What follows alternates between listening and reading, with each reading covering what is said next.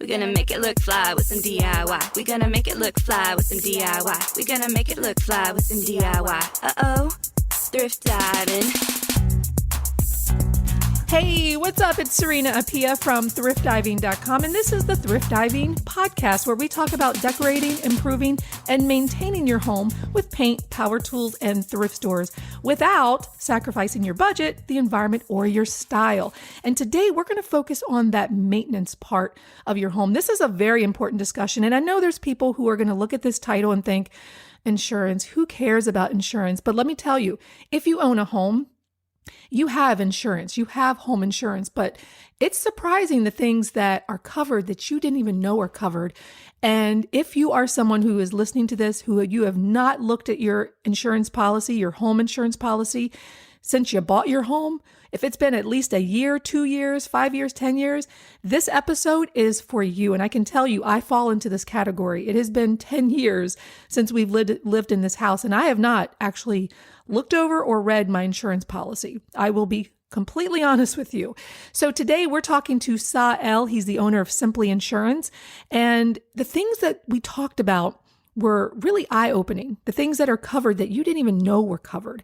And I think if you're listening to this, you're going to be just as motivated as I am to sit down and read through our home insurance. And it actually gave me some inspiration that I'm thinking maybe we need to sit down together as a group and do a challenge. Maybe we do a home insurance challenge. And this is for people who own homes and people who are renters.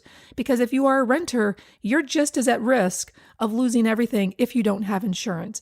So let's jump into today's conversation. Stick with me to the end of the episode. And I think we're going to talk a little bit more about, and this is a long episode, I'm sorry, but he and I were vibing. So it was a good conversation. It was hard to stop talking. But at the end of this, we're going to talk a little bit about this challenge that I have in my mind, that maybe we do need to do a home insurance challenge for a month and just go through our insurance policies, read through everything, and then maybe even shop around. So let's jump into the interview right now, and I'll meet you at the end to talk about this challenge. So today on the podcast, we have Sahel. He is an insurance representative, owns his own business with Simply Insurance. I'm so excited to have him today because a lot of the times with thrift diving, we're always talking about how to decorate our home, how to make it look good, how to do it on a budget. And there's a lot of people that come to thrift diving looking for decorating ideas because they're new homeowners, or they may be moving to a new house, or sometimes they're just not happy with the way their house looks and they want to redo things. But we've always focused on the inside and maybe a little bit on the outside, but I don't think I've ever talked about insurance on my blog, like ever. So you had reached out to me to talk about insurance. And I said, this is going to be a good person to talk to. But remind me of how we met, because I know how we met, but we still can't find evidence that we can't find the evidence. Yeah. I don't know her. No, so we met at FinCon, Personal Finance Conference. We were at the Ally booth. I think they were making like the cookies. Yes. And I think we got in there pretty early, we right? Did. Like we were like the first, like we were walking side by side and we was like, hey. And I was like, oh, you look great. And you were like, oh, you look great. I was like, yes, and I was complimenting your teeth. Yes, I was complimenting your teeth. And I was like, oh, you're so handsome. Yeah. So then we started talking. To take a picture. Yeah, so we started talking. And you were telling me more about it, and we just kind of got into the flow of things at FinCon and really enjoyed each other's company. And yeah, it was a good time. I was really glad to meet you. Yes, I know. And FinCon is a conference that I've been going to this conference for 3-4 years, I think. And it was kind of funny how I ended up there, because a friend of mine who had gone as a speaker one year, he said, hey, I've got a free ticket. Do you want to come along? Just pay for your airfare. And I'm like, sure, FinCon, financial bloggers. And, I'm not a financial blogger, but there's a lot of people at FinCon that talk about frugality, right? So they're talking about frugality from saving money. And that's what we do at Thrift Diving. Like, that's how my blog had started, because I just moved into this house, this 1973 house. We had spent all of our money buying this house. There was no money left over to decorate. So that's how thrift diving came to be. So when I found out about FinCon, I was like, okay, people that like to save money and talk about money. Okay, cool. I'm down. And it's actually one of the best conferences that I go to every year. Yeah. I'm really sad that we didn't have FinCon, like the traditional FinCon this year. Yes. I know they had some The online sessions. FinCon X. Yeah. Yeah, Did it you was attend some a of those? Friday. I didn't, but the Slack group was really, really well organized. Oh, okay. Yeah, the Slack group was really good. I don't know if it's still up and running, but it definitely wasn't anything compared to the actual conference. Compared. Because like I think I've been to 3. I lay waste to FinCon. Like Yeah. there's no one that won't be like, oh, yeah, we saw side. Yeah. Like I'm in the air, like, I'm everywhere. Like, hey, let's talk. Like, Oh my because, gosh. it's funny because like I tell people all the time, like there is no industry. Like I get a lot of people like, well, how do you make this work? And I tell them like, listen, there's no industry that I can't write about in regards to insurance. Like Yes. no industry. Like you name an industry, I can tell you about insurance for it. And that's kind of how I look at it. It's very insurance is super important. Like nobody wants to talk It about it is because usually, important. yeah, usually when you're using insurance, something bad has happened, right? Like it's never nobody's ever like I'm using my happy insurance. Like nobody's, it's always something bad. So we got to get Yeah. past that part and know that hey, if you have insurance, it's because you're protecting yourself and your family from something bad. No one wants to, Right. but we definitely need it. But how did you get into insurance? And did you just kind of fall into it, or have you always felt like this passionate about helping people protect their home, their livelihood? How did you get into insurance and Simply Insurance? And your Sure. site is So simplyinsurance.com, right? correct. Okay. Yes. So tell me about that. Absolutely. So what happened was when I was 20, something like that, Mhm. my grandmother, she passed from ovarian cancer. We Oh, I'm thought she sorry to hear had that. life insurance, but she didn't. She had no life insurance. And it was really hard because everyone was sad. My dad and his sister, they were all going through it, but we all still had to come together and financially kind of help. And, I was working like some retail job. So, I gave whatever I could give, but you could still really see the financial strain that and the financial toll it took on everyone.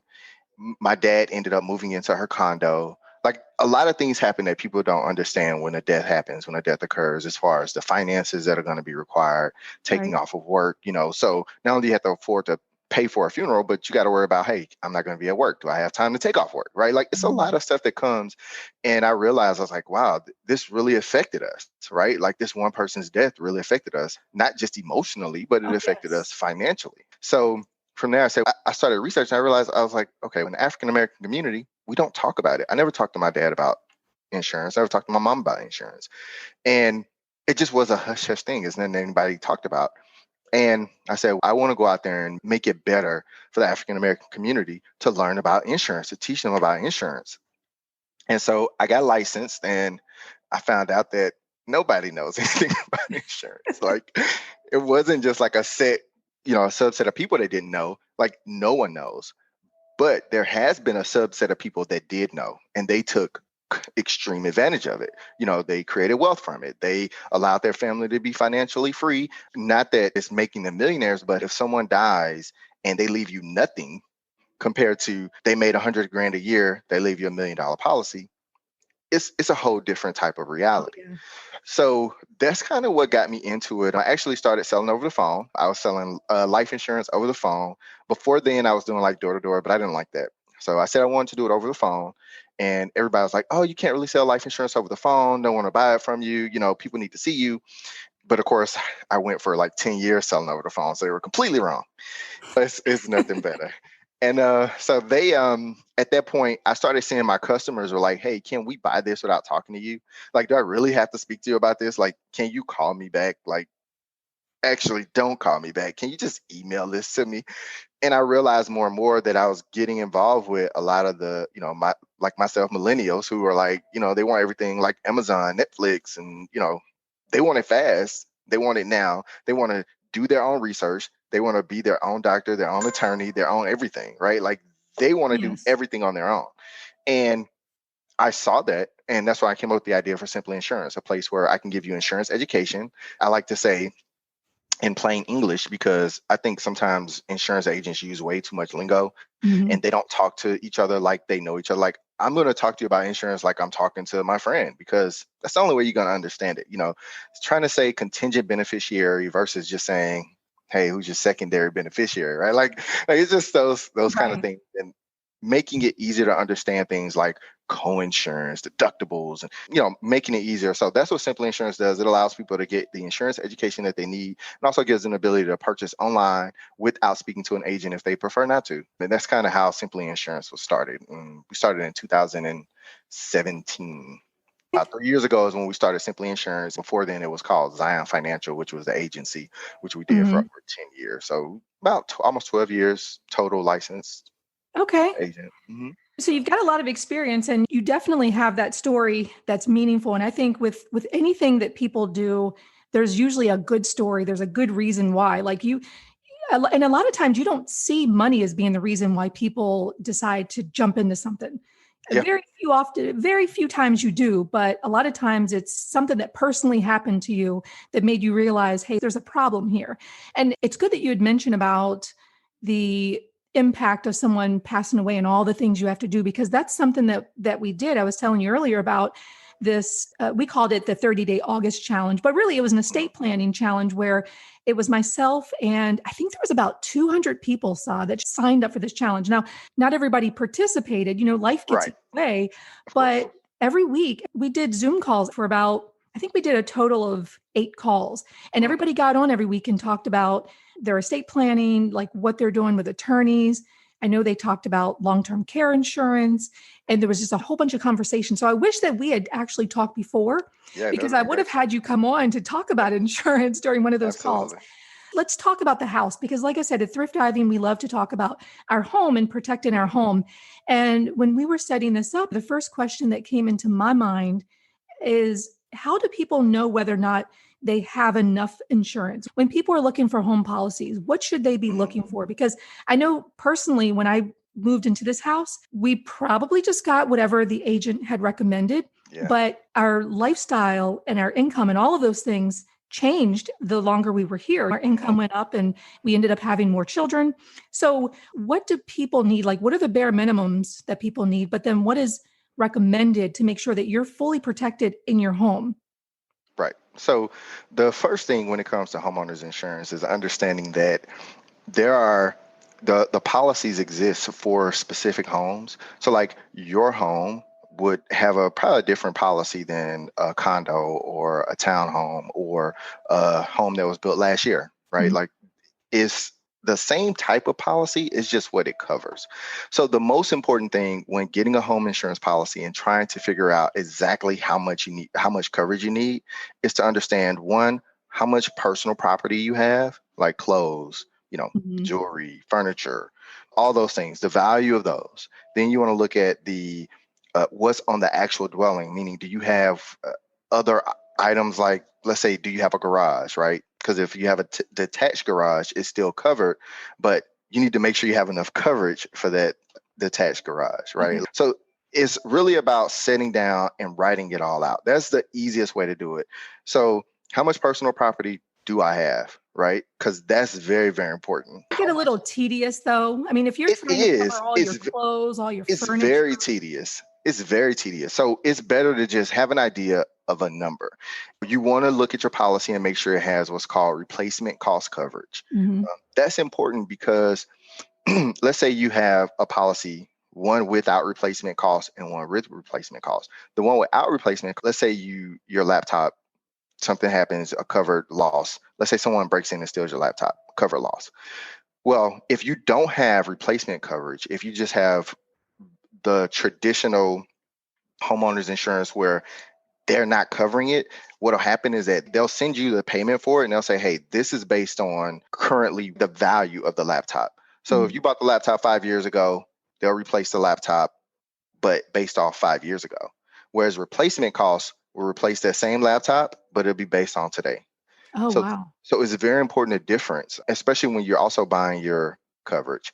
You don't want to buy homeowners insurance and you don't have enough to rebuild your home. You need to make sure you have enough money in the policy to rebuild your home. Some policies have what's called extended replacement coverage, where they extend it. They give you a little bit more coverage than your house is worth, because you want to make sure things like wood and bricks and all that labor, all that changes, right? The cost of that changes over time. So if you built your house 30 years ago, You don't want to buy a policy that can only afford to pay for how much your house was 30 years ago, right? Right.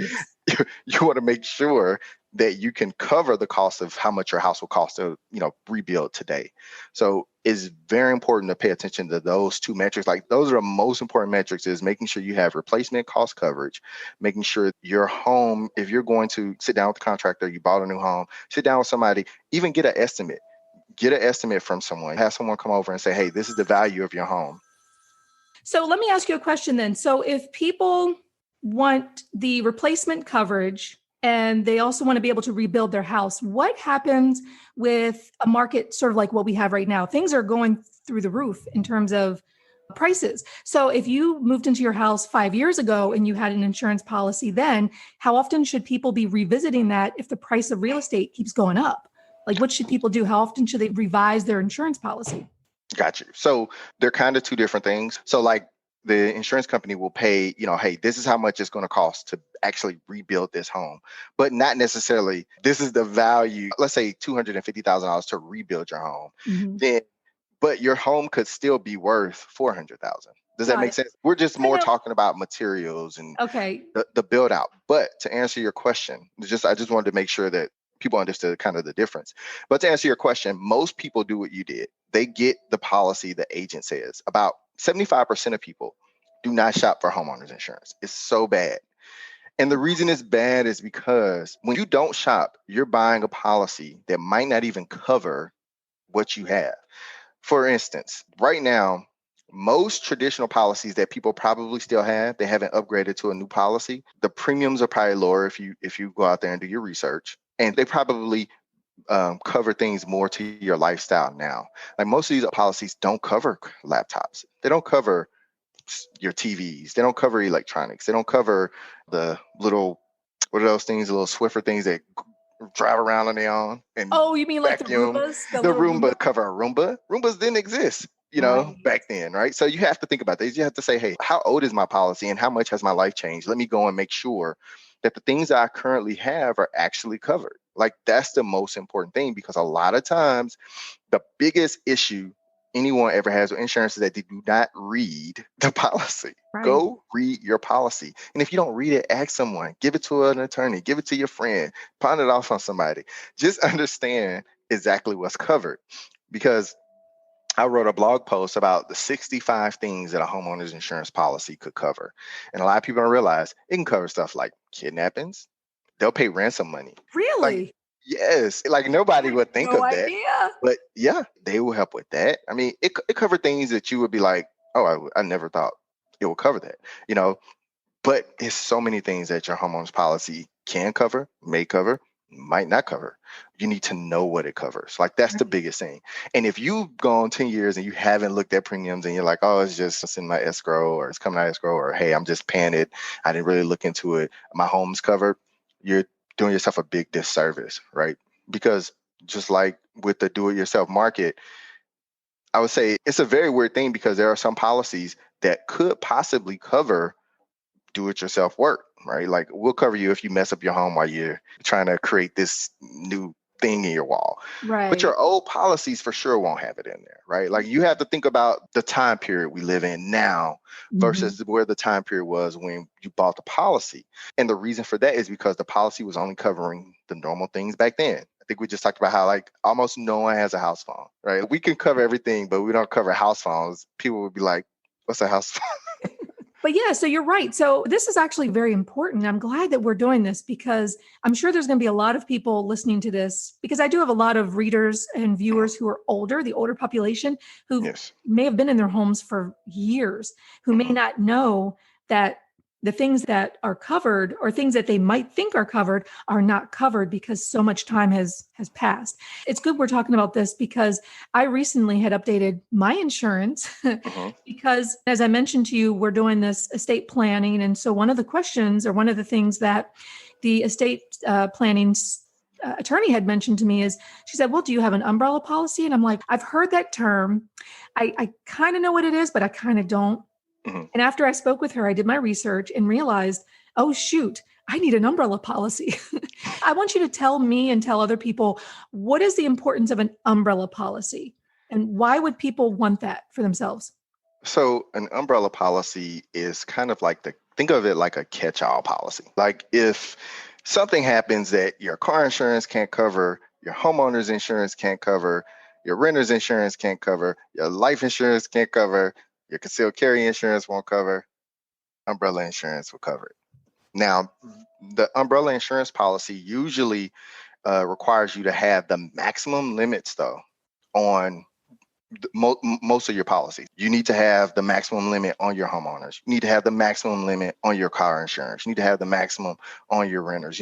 They want the maximum and then they'll cover the rest. Okay. So that's how I like to look at an umbrella policy. Just think of it as a catch-all policy. Like who are those people that need that policy?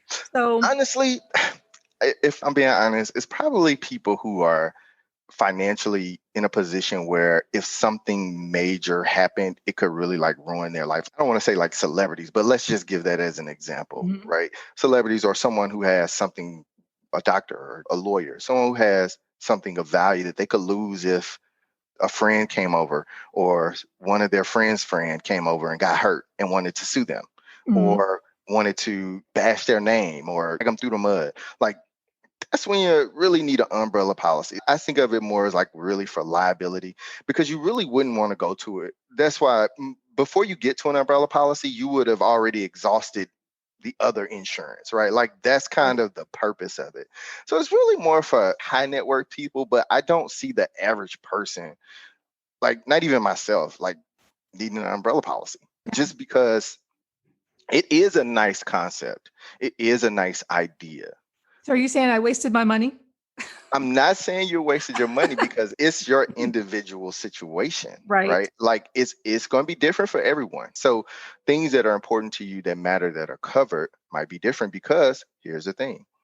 Let's say your homeowner's insurance policy, you lose your home. Let's say it doesn't cover you enough to rebuild your home. That's when that umbrella policy can kick in. Hey, how much of this can it cover and what part of the policy would that be covered in? That's kind of the questions that you can ask. So it's still a good thing to have, but it's not necessary. How about that? If I'm being honest. Yeah. When I had called whoever my insurance is for my home, for my car, because I tend to just kind of stay within the same policy. Right. I called them and the way they had explained it was if, let's say, for example, there was a car accident and you're responsible for it. Let's say 3 people die from some mistake that you made, checking your text messages or Facebook or whatever. Those could be 3 potential lawsuits. And if your car insurance only covers you up to, I don't know, let's say $500,000, then that's when your personal assets, your home, I don't know about your retirement accounts, but those things could be in jeopardy. And I thought, holy crap.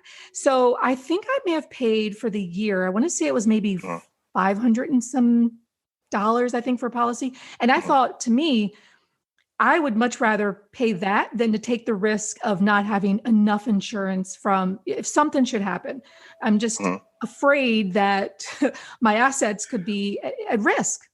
No, and that's why I was saying like someone who really like your assets being at risk. Have something, right. If you have something that is like, I can't lose this, I can't have like a malpractice lawsuit, or like you said, hey, if I run into 10 people get injured, I can't deal with 10 lawsuits, right? Like that's kind of you need that, it's like a backup coverage. And that's why I say this kind of for people who are like really on a different financial situation, is probably not 21-year-old, you don't need that policy, right? Like maybe someone who has a family, has a lot. I mean, you really are the perfect example. You're a small business owner, you have a family, you're responsible. Invest in property too. So it makes sense for you to have an umbrella policy because you have a lot of other things that could pull from you.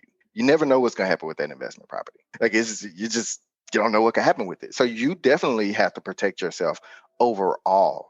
Okay. But maybe the new person has just started doing some DIY stuff and they were like you when you first moved in. It's like, hey, I spent all my money on this house and I'm about to go in here and I'm going to make a stand or a stool and hey, I'm going to DIY it, right? Like they don't need an umbrella policy. Yeah.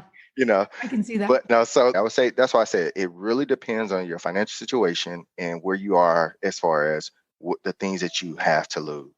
That's how I look at it. And that's why I say it's a catch-all. And that's why I say just like, it's kind of like whole life insurance, right? Like whole life insurance, is life insurance. However, like 95% of people, one, probably can't even afford it. And two, don't It's really need expensive. whole life insurance, right? It's super expensive. Term life, same benefit over time, much more affordable. So that's kind of how I look at the umbrella insurance. If you are in a position where you financially would need it if something happened, definitely get it, because $500 a year definitely is nothing compared to what Nothing compared to what you you would would have to need pay. if something happens. Yes, absolutely. But in general, like if you're sitting on here and you're watching this and you're like, oh my God, I guess I need umbrella insurance now. No, you don't have to rush out to get umbrella insurance. It's better to understand where you are financially and what's going on in your life, where you plan to be in the future. If something does happen, will it affect your image? Will it affect your ability to work? Will it affect your ability to make an income? And will you be able to pay people off? Will you lose your home? Will you lose your business? Will you lose your family? Those type of things are important to think about. But if you're single, you have an apartment, and you're thinking about, hey, what do I do? Well, your renter's insurance is pretty much going to cover anything that you're probably going to run into. Let's talk about that. Renter's insurance, because there are Okay. people, I'm going to assume most people that read thrift diving or watch thrift diving, most people are homeowners, but not everybody. So Right. some people may not even know what renter's insurance is, if it's something that they should get. So can you speak to why somebody would Sure. want, or why they wouldn't need? But I think personally you would need renter's insurance. Yes, definitely I'm need it. glad you brought that up. Absolutely. So renter's insurance and homeowner's insurance are pretty much the exact same thing. The only difference is what they cover. Okay. So renter's insurance only covers the inside of the home. Okay. So it only covers the things inside of the wall, right? It covers your couch, your watch, your washer, your dryer. It covers those things for what's called covered losses. So if someone breaks in, destroys your property, damages it. If an airplane engine falls out the sky and lands through your house, yes, it's covered. If a volcano erupts, if it seeps inside, the lava goes into your rental unit, you're covered. What's not covered is the outside. So what this means is that a lot of people assume, and you have an investment property, a lot of people assume that if they have homeowners insurance, that the renter is covered, and that is not true. So the reason why I say it's important to know is because if you're renting out a home that someone, if you're renting out Serena's investment property and you're a renter, if it's that kind of property, I'm just using an example, and you're a renter, you need to have your own renter's insurance, because if the property burns down, Serena's homeowner's insurance is going to cover her. It's not going to cover the renter, right? It's going to give you what's called loss of use. So the homeowner's insurance will actually even pay you the monthly payment the renter was paying you because you lost rent. Oh, wow. See, I didn't know that. Yes, it's called loss of use coverage. Wow. Yep. Is that for a certain amount of time that they would provide those rental payments? Usually it's based on the where they're pulling it from your policy. So like, for instance, okay, well, your loss of use coverage has a limit of $50,000. So it'll pay out up to that amount, a percentage up to that amount. Yep. It's called, it works in a few different ways, loss of use. So loss of use is if you get put out of your home, it'll pay for you for your car rental, your apartment, food, it'll pay for all of that. And it will pay for, if you had a renter in your property, it'll pay out on that as well. Hey, how much was your renter paying? It pays a percentage of that. So it's a lot of things that when you're looking at renter's insurance as a renter, always get renter's insurance, because the home itself, the physical home, is not yours and is not covered. And no matter how much you want to help them, the amount of homeowner's insurance you have is to rebuild the home so you can get another tenant in there. They would need their own renter's insurance because they need to cover their personal property. And that's what that renter's insurance policy is for. So that's kind of the differences between the two. People definitely need renter's insurance. Like, I can't tell you how many people in Georgia, it's like apartment complexes will not let you move in if you don't have renter's insurance. I don't know how it is in other states, but the reason is because they know, I think the minimum is $50,000. They know that, hey, if you don't have renter's insurance and this building burns down, one, the tenant is completely gone. And two, you're going to feel some kind of way because they're going to say there's nothing we can do to help you. Yeah. Some places just like, we have insurance on our building, but if your unit burns down, what are you going to do? Right. And also too, I wonder about tenants who, let's say there is a fire. Let's just say the cause of the fire was due to faulty wiring, right? And then the tenant tries to file a lawsuit against the owner of the property. That right there puts you, I mean, that kind of puts you into a situation too. But even if it's not faulty wiring, it could be another tenant in the building or next Right. door or something, you would always worry about that person trying to come to you to collect, to get reimbursement in some kind of way. Does that Well, happen? Do those tenants file lawsuits against the owners of those yeah, property? they definitely can. So I can Like see why they'd say, they, look, you they need insurance, renter's yes, insurance. they definitely can file a lawsuit, but they probably wouldn't be successful with it because, of course, nobody wants to go through the headache of it. But they probably Yeah. won't be successful because at the end of the day, the insurance company is going to say, we're not covering that, right? Like, you're not responsible for their personal property. They're responsible for it. So that's kind of what happens with a renters, like even, and a lot of people don't know, like homeowners insurance will even cover your kids when they go off to college.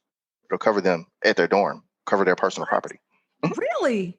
I Yes. didn't know this. What? I need to Yes. read my policy. You better read that policy. I I'm had telling no you, idea. you're missing out. That's yeah. And so it's a lot of stuff happens and people don't know, what do I do? Who do I call? So let me Right. ask you this. So that's something that's very surprising. So is there like tell me three more like surprising things. I know you had mentioned in that link to 65 things, and I'm going to find that link so we can post it in the show notes. I'll send it. What are some of the other surprising things? Because I'm sure most people didn't know that their homeowners insurance policy is covering kids at school. So like, what are three other big, important, but surprising things that insurance covers that most people don't know? Your homeowners will cover food, like Mm. rotted food. So like let's say your power goes out for a week, food spoils, homeowners insurance will pay to recover the cost of all your food. Really? Yeah. It's weird.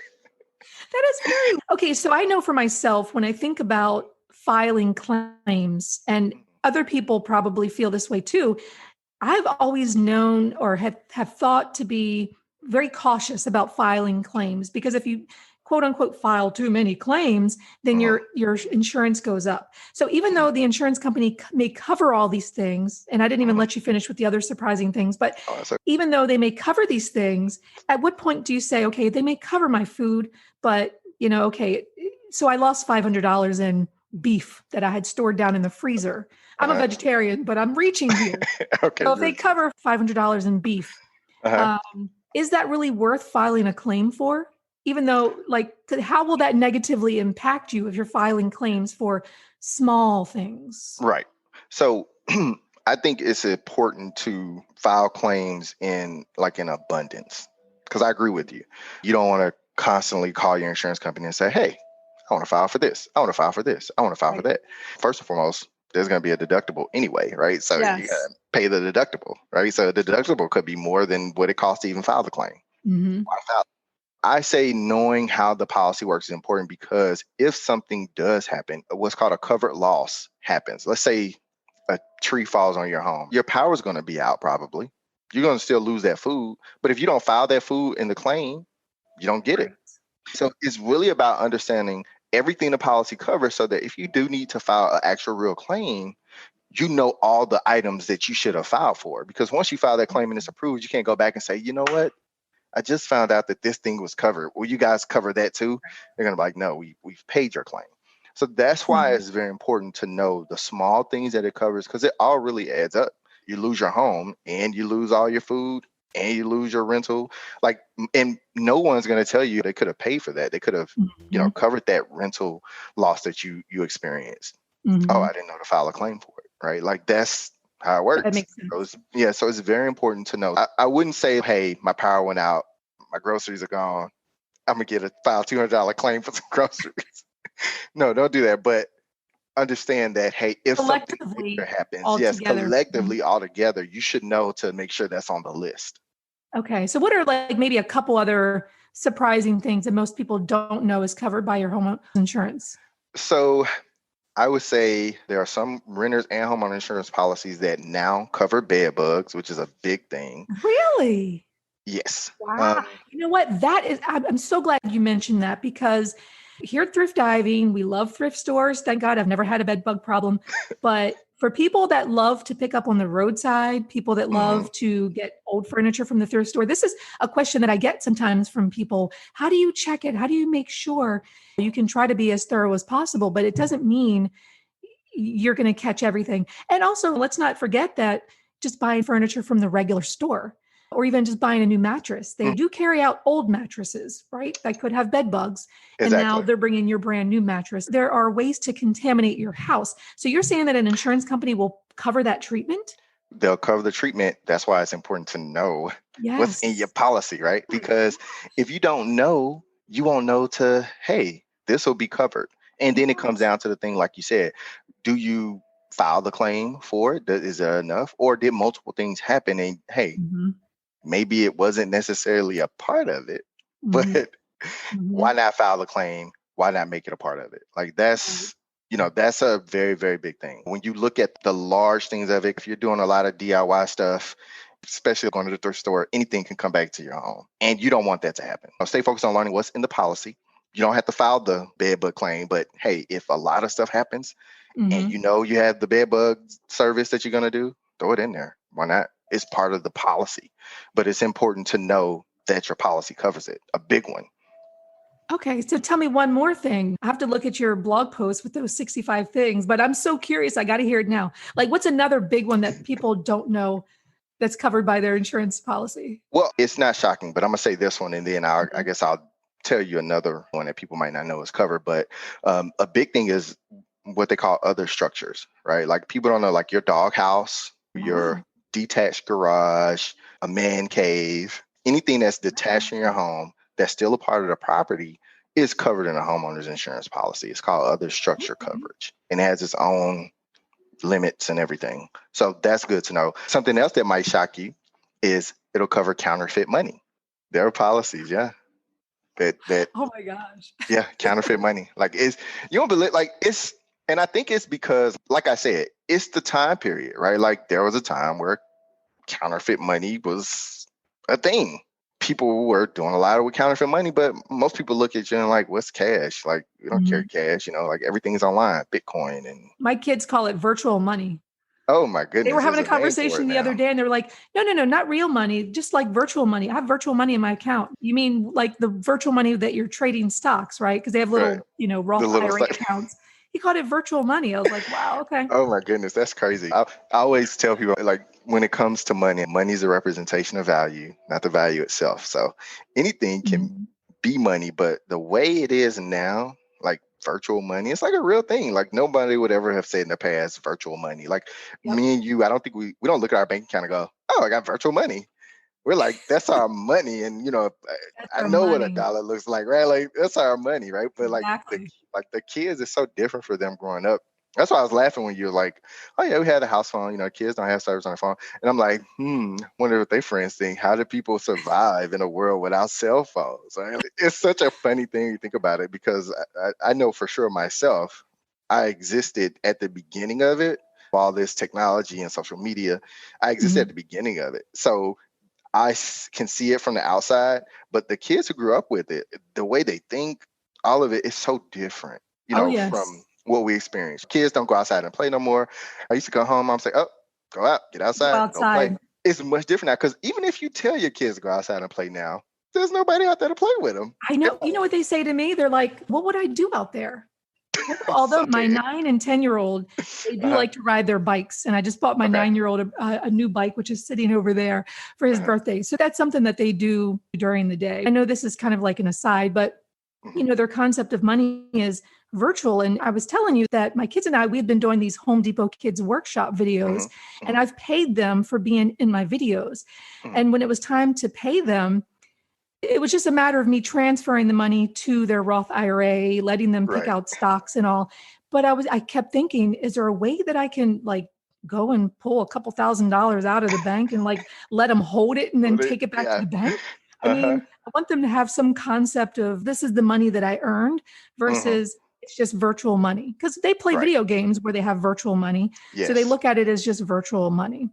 And maybe it eventually affects how they understand the value of it. And I think that's a, Yes. a thing. I mean, one thing you could do, which I think works with helping people understand, is I don't know if you own any gold coins. Hmm. Um, okay. So take a gold coin, take a dollar bill, and take $100 bill, and just say, hey, Hmm. which one would you like? And let them pick because we all know that if you have a gold coin, I think a half ounce gold coin is, worth thousands of dollars. versus the $100 bill. Mm-hmm. Help them understand the value versus representation of value. Maybe that'll help them get an idea of, oh, I get what you're saying. Like, this is physically here. And not only is the gold valuable, but it can actually do stuff. You can make stuff with this. Mm-hmm. Maybe to help them get it, because like you said, it is a virtual thing. Everything's transfers now. It's no real touching thing. Like, people don't even use their credit cards. They pull their phone out and scan the phone.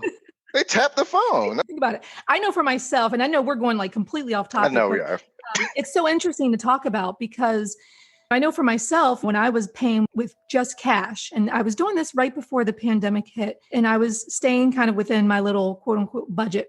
But once we weren't interested in touching cash because of the pandemic and there was a coin shortage, I started using my card again, and I wouldn't pay any attention to what I was buying. Like, I'd go into, oh, let me get this many apples and I'll get this thing of tofu and I'll just buy this.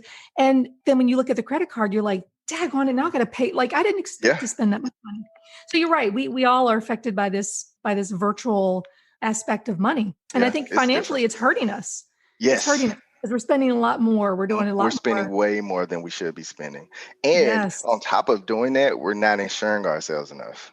Right? Like, no, we're not. that's the biggest thing. If you don't have homeowners insurance, you need to get it. If you haven't looked at your homeowners insurance policy in over a year, you need to look at it. This is just the truth, because the policy might not even cover what you think. Like, a lot of people think, oh, my jewelry's covered, but homeowners insurance policies usually have separate deductibles and separate policies for jewelry, especially for expensive jewelry.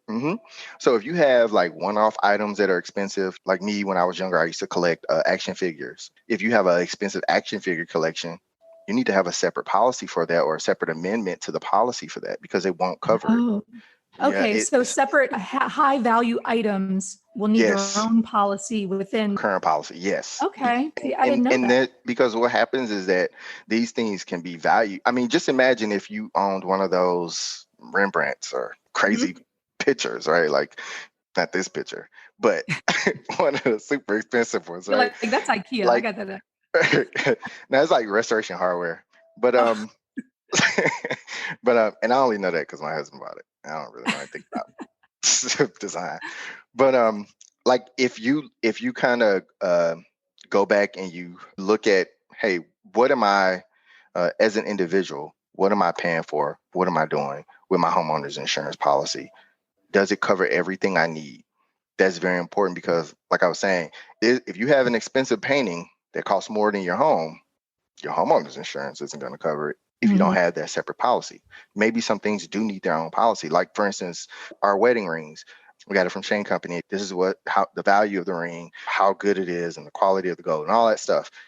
Well, that needed to be on a separate policy because of the cost of the rings. They were outside of how much they were actually covered, because they still cover your jewelry, like your necklace and these basic things. But if you have a $10,000 diamond ring, that's not covered, because the amount of coverage you have for jewelry is low. That's the issue. So they'll say, maybe your jewelry coverage is two grand. You can have more than $2,000 in jewelry. What do you do if it gets stolen? There's nothing you can do about it. What about like cameras? And for me, I have a pretty expensive camera. And when it comes to home decorating and all that, I'm very cheap. I love thrift store and building things myself.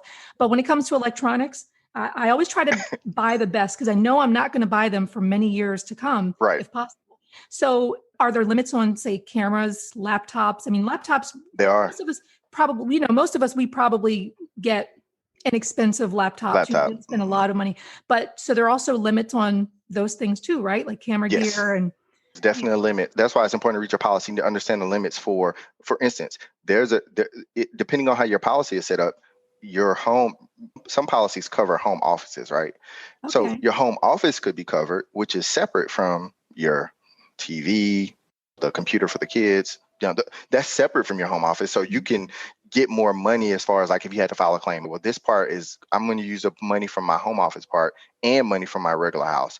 Whereas if you don't know what's in your policy, you end up, I guess the biggest thing is that not knowing what's in your policy puts you in a position where you think you're covered for a lot of things, which you are covered, but the limits just don't match the time, right? Like, 5 years ago, maybe $1,000 was more than enough. who had cell phones like they have them now? Like, Right. and some cell phones could cover the budget of one electronic item now. So Ooh, you have to that's make so sure true. that if you're looking at your policy and you say, okay, well, how much is covering for electronics? Some policies don't cover electronics. Really? See, I Yes, guess in my because mind, I'm thinking everything in my house is covered and it's just going to be replaced. yes, it's Just, so easy to all I think got to that. do is email them, hey, Hey, I'm right. not a problem. And Just can you cover this? That's what there I'm and, thinking and is going to happen. that's what everybody Goodness. thinks. And it My, never happens like that. Yeah, it never wow. happens like that. Like like You're blowing me right now. Like my I'm eyes are telling you. open to this. So this is what I'm thinking in my mind. We have to have some sort of documentation of what we have. And I think this really goes well with the estate planning challenge, Yes. because a lot of times when you are listing out the things that you have, you're going to want to leave maybe that diamond ring to someone, and you're putting these Mhm. things into your will and you're planning these things for your estate. But this could also be great for insurance purposes. So you can put a Mhm. value to them and say, this is worth, let's say, $10,000 worth of like expensive camera gear. I've got Right. a $10,000 ring. And so Mhm. now you know how much you really need coverage for. So the first step is to make a list, A right? list. Yes. I don't, And they have some pre-made. I'll send you the link. yes, that's what I was going Yeah. to say, like a Hmm. pre-made itemized list of everything Yes. that you own and the value. Hmm. And then if you don't have a policy, go get a homeowner's insurance policy, or if you're a renter, get a renter's Insurance policy. policy. And if you already have a homeowner's insurance policy, get a copy of it. Most of Yes. the time, I know I can't even tell you where mine is, but I know I could log in and download it. So I'm going to Hmm. do that. I'm going to give myself homework and to read what's actually in this policy and the umbrella policy, what those limits are for my Exactly. policy. And you need to Um, know them. yes. And then if I need to make adjustments, then I will call them and let them know, hey, I've got, a $5,000 bike, for example, which I Yes, don't, exactly. but that's a high item. Most bikes that people own are not going to be 5,000. So No, I need to make sure this is separately covered. covered on board. Because you'll hit the limits fast. And just like with like the DIY stuff, one thing I did want to mention is that homeowners insurance does not cover anything you do. Okay. Oh, It covers only like what's called covered losses, like things like okay. hail and rain, but it's not going to cover warranty stuff like to wear and tear. That's like a home warranty. Hmm. That's completely different. But a lot of Right. people get those confused. They think that their homeowner's policy will actually cover the warranty. So a home warranty is for maintenance stuff, right? Wear and tear. Homeowner's insurance is the physical item being destroyed. And I want to make that distinction because a lot of people get confused and they say, oh, well, my dishwasher broke. Let me call my homeowners. Doesn't work Right. that way. You only call your homeowner's company if your dishwasher broke from what's considered a covered loss. Like I said, the things that can happen. So the homeowner's insurance policy, what losses you have that are going to be covered, you won't confuse yourself with, I guess, will a DIY thing work? The answer Mhm. is you can do all the DIY you want. However, if you mess up, your homeowner, do not call your homeowner's insurance because they're not going to cover it. And if you have contractors or anyone like that coming to your home, you want to make sure. That's why it's important to make sure they're licensed Mhm. because you want to make sure you can go to them. Now, there are situations where an insurance company will cover something that happened to your home that was outside of, like I said, that was a covered loss. But usually things like getting a contractor to come to your home and work on something, you want to make sure they're licensed, they're bonded, and that you can go after their insurance company for the claims because some stuff that they could do might not even be covered by your homeowner's insurance policy. Very important. Another thing to know, call these insurance companies and get them on the phone. Say, hey, say it. I tell people, just be straightforward. Don't be afraid of these people. Like, hey, if I have a contractor coming to my house, what's covered? Just Mhm. ask them. All they can do is say, give me 1 second. What type of policy do you have?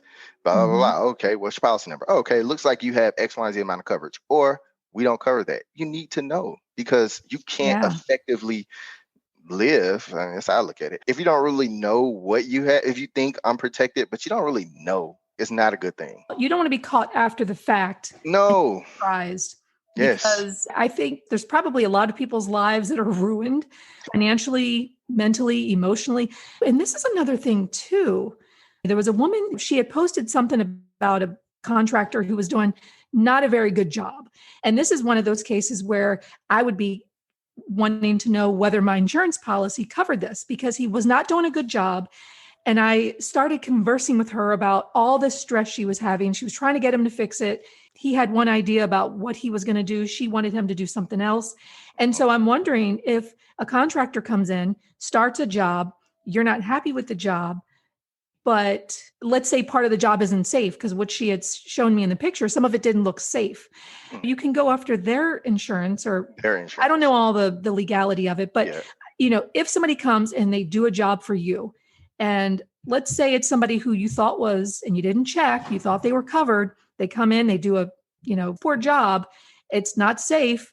Would you be able to contact your insurance company to say, hey, somebody came and started this job and I have no recourse because I don't know who this person is. They left, they abandoned, can't contact them. What do I do? Even calling them and asking them, could that be covered? Seems like something I'd want to know up front. You definitely should know up front, because traditionally they wouldn't cover it. Like, you would just they might have resources to help you, but like they wouldn't cover. And then there's nothing for them to cover, because one, this is something new and before you do projects like that, it's definitely good to call the homeowner's insurance company and ask them, hey, I'm adding this addition to my home. Can I add more coverage? Yes. That's important to do if you're doing additions to the home, but they're not going to cover like an unfinished job. Like if he finished it and a boulder fell through it, you'd be covered. But if he doesn't finish it, you have to go after his insurance. So that's why it's important to make sure they're licensed, make sure they're bonded, make sure they're insured. If you're going to get someone coming into your home and working on it, because anything could happen. Absolutely anything could happen. Yeah. So don't put yourself in that situation. It's easy to let people come in and work on your home and say, oh, he's a contractor, he does this, he does that. Because naturally we just think, hey, that's your job. I'm always shocked about how poorly people do their job when you expect them to, because that's their job and they're supposed to do it. Right? Like, and you get shocked and you're like, a friend of a friend of a friend who's going to come over. Exactly. And you say, hey, isn't your relationship on the line here? Wouldn't you think you would do a good job? Right? Exactly. But that doesn't happen. So I would definitely say, if you're going to do any type of DIY project that has anything to do with adding or moving from your home, one, I would definitely call my homeowner's insurance company and say, hey, if this happens, what happens?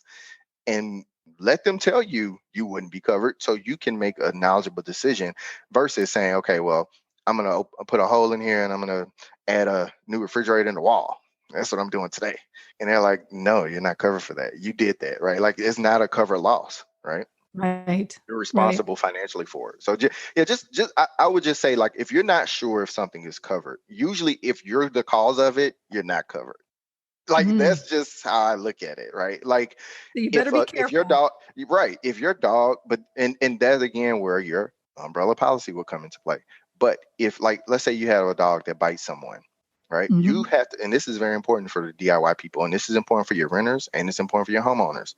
There are some breeds that are not covered. And you need to find out, hey, is my breed covered? And if not, can I buy additional coverage for that? If you can't, you need to get a separate policy.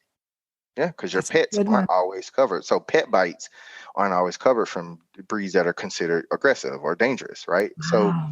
So you need to consider that Chihuahua might be covered. If it bites someone, then the liability and the medical side of your homeowners will cover the cost for them. If they try to sue you or something like that, yeah, you will be covered. But, maybe a pit bull is probably not covered on most policies. So you just need to, and of course, we all love our fur babies. And I'm not saying everybody has these, I'm not the person that's saying pit bulls are aggressive or Dobermans, I know, I was gonna don't attack me. Like, people, right? Like, don't come after me. I'm just telling you what the insurance companies do. Okay. So definitely call and find out if your breed of pet, cat, dog, exotic, whatever. Call to find out if they bite someone or cause damage to someone else's property. Is it covered based on the type of pet you have? That's an important thing to do. Let me ask you a question. If you had a tree in your backyard, it's technically on your property, and that tree falls over during a storm and damages the neighbor's fence, your homeowner's insurance would be responsible, right? Would you be responsible for that tree, or is the neighbor responsible for just getting their fence? I've always kind of wondered what happens if that tree's on either property. So while the tree would be on your property, you would be responsible for like cleanup. However, the only way you would be held responsible, your insurance company will be held responsible, like your homeowner's insurance company will be held responsible, is if the tree destroyed their property based on something you did. Okay. So if So you're if it's, trying to cut it down. yes, if you try to cut it down and it destroys theirs, yeah, they're going to be looking at you saying, hey, you owe me. But if a lightning bolt hits it and it crashes through their thing, then their homeowner's insurance kicks in because it's considered a covered loss. Okay. The lightning bolt hit the tree, had nothing to do with you. The tree was just on your property. Now, that doesn't mean that they can't try to, the owners of the fence can't say, oh, I'm going to take you to court, because people can sue you for anything nowadays. Right. It does mean that you wouldn't necessarily be liable where you need to say, hey, let me call my homeowner's insurance and fix your fence. But you can call your homeowner's insurance and fix your fence. If it broke both of your fences, then you could file a claim for your fence. They could file a claim for theirs. Okay. But it's like a covered loss thing. And that's how I would say to look at it, because it's not necessarily, it's your tree per se, but it's not something you actually went and did to make the tree fall. Got it. So one last question. Actually, I have two questions for you, but with the way that the climate change has been happening, and we've seen so many fires, especially in California. I know Washington State, there's a lot of flooding. I mean, some of these areas are flood zones. How are policies changing now to accommodate all of these natural disasters that seem to be happening more frequently? How are policies changing? And I know people should go back and look at their policy, but is there something that we can do to make sure that we're covered? And what are insurance companies doing about this rise in these natural disasters? I mean, truthfully, unfortunately, they don't move as fast. People still can't get life insurance that are HIV positive. Like, it's like two companies that offer it, right? Like, there are people who are HIV positive that live long lives. Right. It's just these insurance companies they don't move fast. So still, earthquakes aren't covered. You need a separate earthquake policy. Floods are not covered. You need a separate flood policy, right? Sorry to interrupt, but do you think that you mentioned flood policy? Do you think that flood policies are something that, like, are we at the point where we all should be getting flood policies? I don't think we're at on your region. Yeah, it definitely depends on your region. I worry about that. I don't think we're at a point where everyone needs a flood policy, but I do think we're at a point where floods should be covered, right? Like, why not cover it? They come up with all these tabulations. The areas that the floods are very unlikely, right? And the areas that floods are likely. So, hey, if you live in a flood prone zone, you get charged more. And that's pretty much how they do it with everything. But there's still separate flood policies. There's separate earthquake policies that you can buy.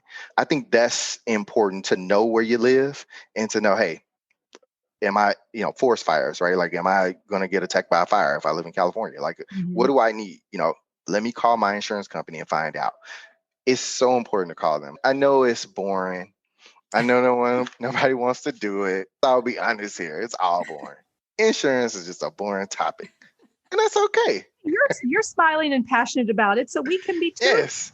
Hey, let's do it. It's okay though, right? Insurance usually isn't for us. It's usually for our family, the people we leave behind, who we're trying to protect.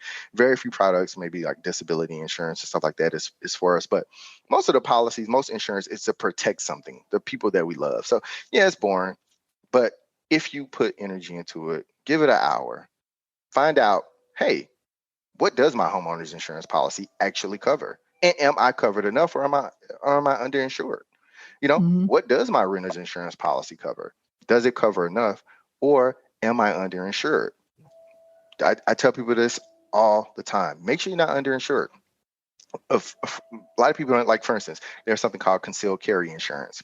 Don't know if you carry around a concealed weapon, but I do. So there's insurance for that, because people don't know crazy things happen. If you're in a position where you have to use lethal force to protect yourself and your family, you will, right? Like, ain't nobody messing with, as Mariah Carey says, them babies. We're going to protect our family. So you're still going to go to jail.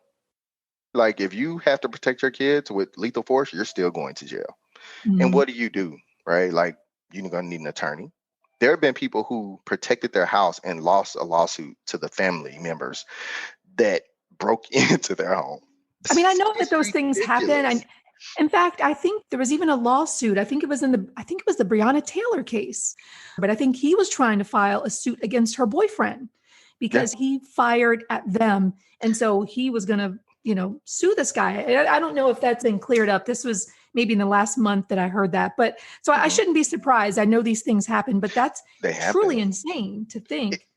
It's really Somebody insane. break into your house and then you're And then being sued you're liable. by the Yes. family. That just makes no sense to And it goes down to, again, knowing what your policy covers, right? me. Knowing if you have this coverage, what is it going to cover, right? And this is for all types of insurance. And I know we're really talking about homeowners and renters and the DIY, and it's very important to know these small things about insurance because there's so many policies. Like, you probably don't know you have an insurance policy on your cell phone.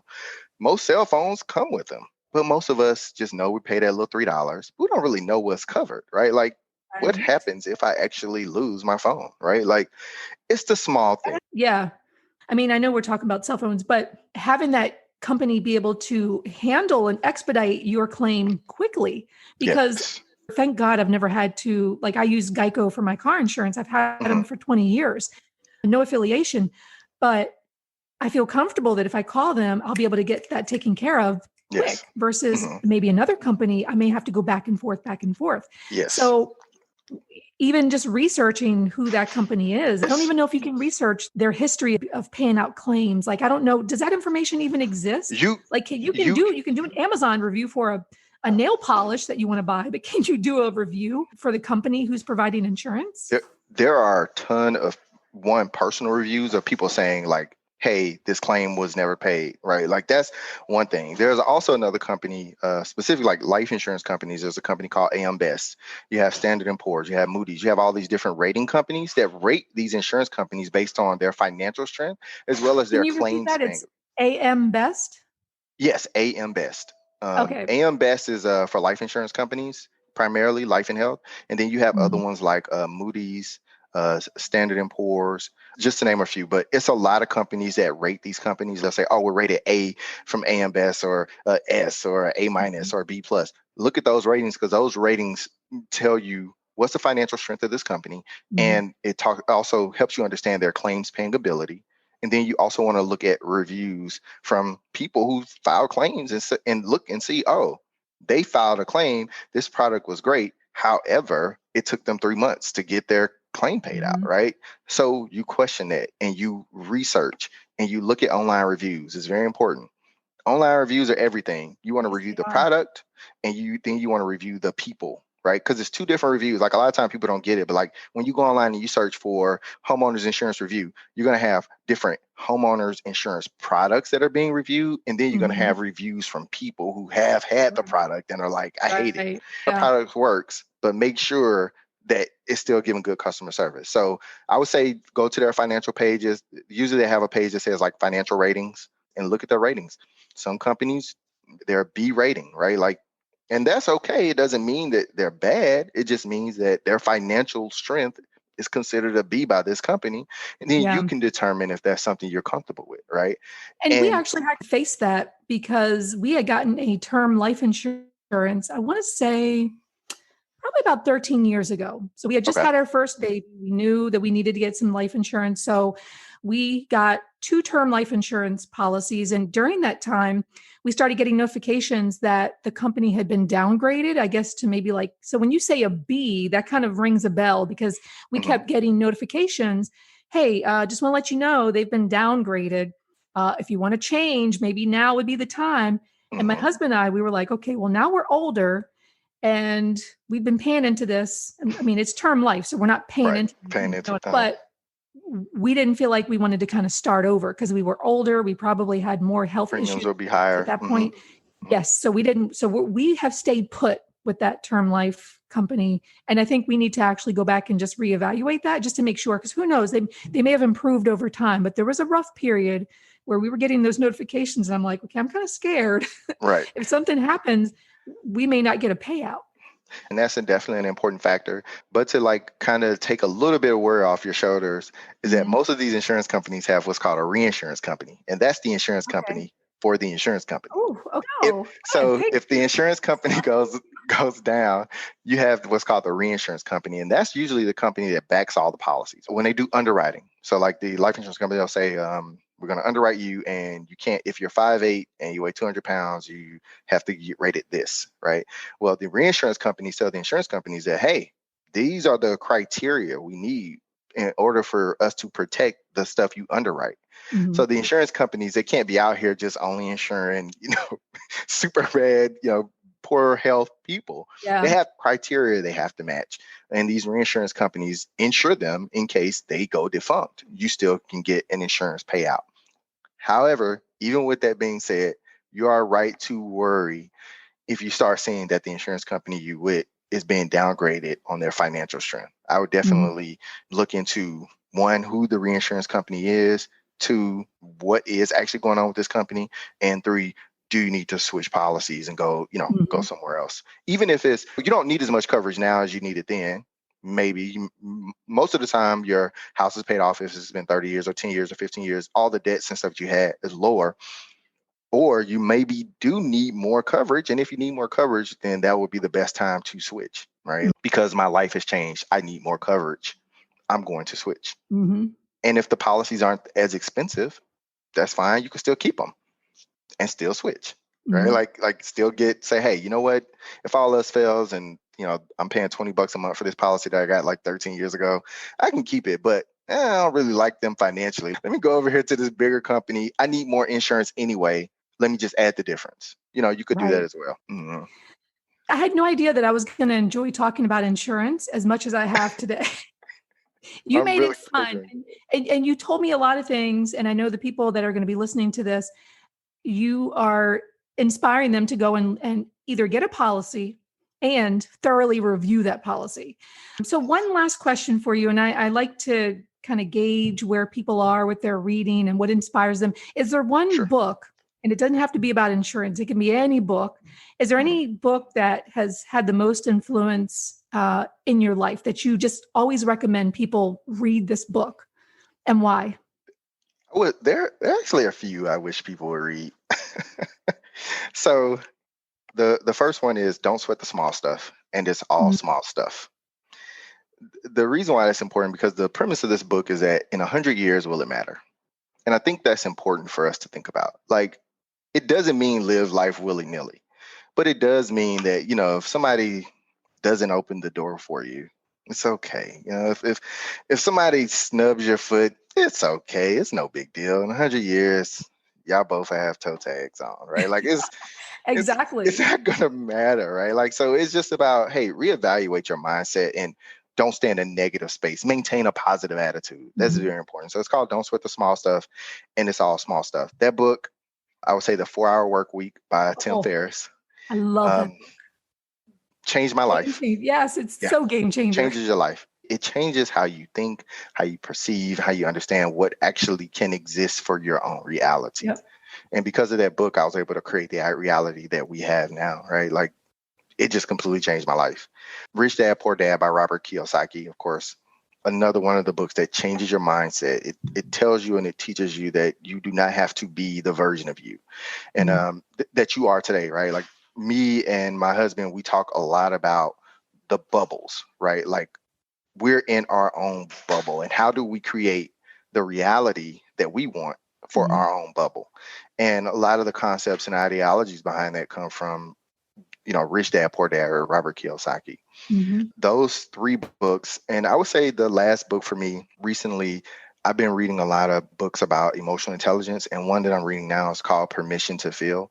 And it's about understanding emotional intelligence and also how to talk to children about emotional intelligence. So those things, that book, the reason why it's so good and so life-changing is because it helps you understand one thing that we miss as a society is emotional intelligence. And that's why that book is kind of called Permission to Feel, because a lot of us don't feel like we have that permission, right? We don't feel like it's okay to cry. We don't feel like it's okay to be upset. We don't feel like it's okay. All these emotions that we consider bad, that aren't actually bad emotions, are just part of emotions. They're no different than being happy. They're no different than being excited. Right.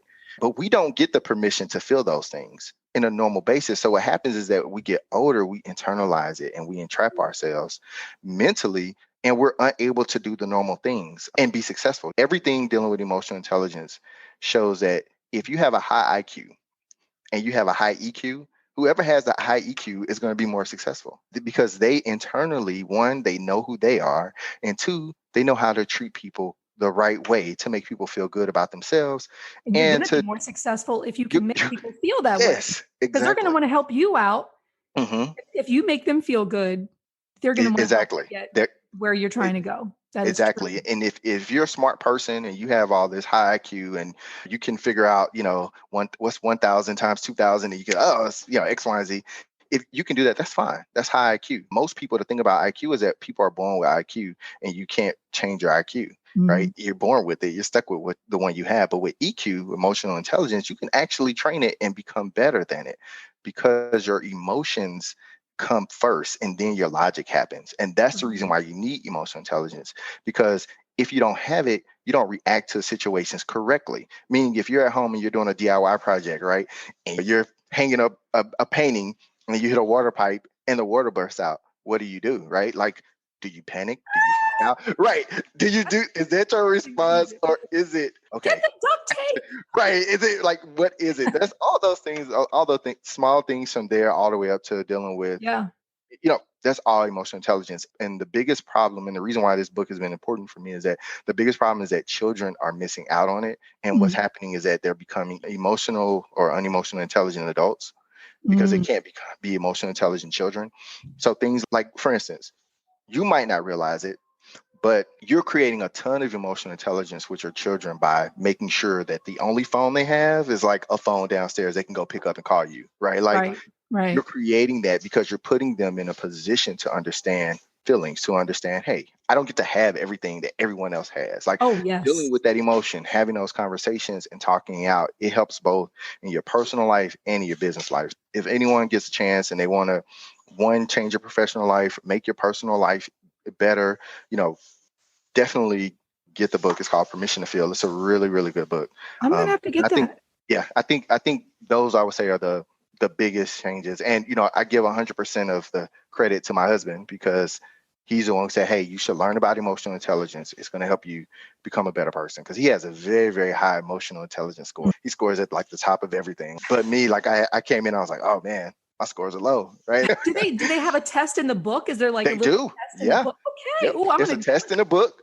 And I'm gonna it's I'm a, gonna once you check get the this. book, it comes with like a little password. You can go on to the website and you can Okay. take the test, and you take it when you read the book. You take it before you read the book, and you take it again after you read it to see, like, hey, what's happening? How's Ooh, it did going? you Yes, change? Did you learn and grow I as you read the book? I did, and I have, and it's changed my life, my personal Wow. life, my professional life. So, Okay. and there's a lot. There are a lot of books out there on emotional intelligence. That's just the one that I read. But I definitely think if this is your first time ever hearing about emotional intelligence, go get Mhm. a book about it. It's definitely, it's definitely an important part of society that's not really talked about. It's almost like finances in school. They don't exist. You don't go to That's a school. Like, whole other it's a conversation. whole other Like, why would you conversation, right? not teach this? Right. Why would you not teach this? Like I leave high school to college, I'm getting credit cards. What are credit cards? Right. Remember on the college campuses, and I specifically remember signing up for a card just so I could get a pack of Twizzlers. And at one point, I Twizzlers. remember showing off to my mom because I Hmm. come from a family where nobody had money, nobody had credit cards because Right. No. nobody had money. They didn't know how to even manage credit. So at Right. one point, I had 18 credit cards, and it Oh was my like, goodness. I've got 18 credit cards. I felt so like superior to everybody. Didn't run them all up, thankfully, Right. but I thought it was like a cool thing. But I remember getting Twizzlers candy just for signing up, just to get something because I was in between classes. It's crazy. It That's a is. whole other like Whole other podcast that thing. we can do Yes. because kids definitely need to learn about money. And gosh, we could talk about all that. We We've could, been couldn't we? talking for so long I now. know. Like people are going to be like, okay, can they shut up now? Hopefully people aren't saying that. So where can people find you? Where are you? What's your website? Are you very active on social media? I know I in the I days I before am social on media, but on Facebook. Sare Amiel. That's pretty much it. I have Twitter, the same username, Twitter, LinkedIn, Facebook, but I'm active on Facebook. And if you want to reach me, you can email at simplyinsurance.com. Simplyinsurance.com is my website. We offer all types of insurance: homeowners, renters, pet insurance, concealed carry insurance, life insurance, car insurance, you name it. Pretty much it's on there. most of the processes allow you to sign up online. We have a homeowner's insurance policy. You can get covered in like 60 seconds. Like it's Wow. fast. So it's a lot of stuff online on the site that you can find, a lot of good information, and you can shoot me an email if you have a specific question. And for the blog posts that you've done, can you access that on simplyinsurance.com, or do they have to go to like simplyinsurance.com/blog? Where can they easily find all your articles for that education? So if they do /blog, it will take them to the blog row and have all the articles. And if they just go to simplyinsurance.com, if they scroll down to the bottom, they'll see a link to the blog as well. All right. Well, thank you so much for talking with me today. And I'm sure there will be more questions that come up over time. So maybe I'll have to have you come back. I would love to come back. Yes. Thanks so much for having me. I really appreciate it. And I hope everybody learned something today. I really hope that you enjoyed that conversation as much as I did, because I had never really thought about insurance very much. I just thought it's something I had, and I just got it once and never really had to look at it again. But apparently I was wrong, and you may have had some misconceptions too. So let's do a challenge together. Let's do it over in the Facebook group. I'll leave a link down below for the 30-day thrift diving challengers. But we're going to take an opportunity to get together, and everybody's going to read over their insurance policies together. Let's do it together. Let's do our Zooms just like we were doing during the estate planning challenge. We met once a week, every Saturday night, and we talked about estate planning. Well, I think we can do the same thing with our home insurance.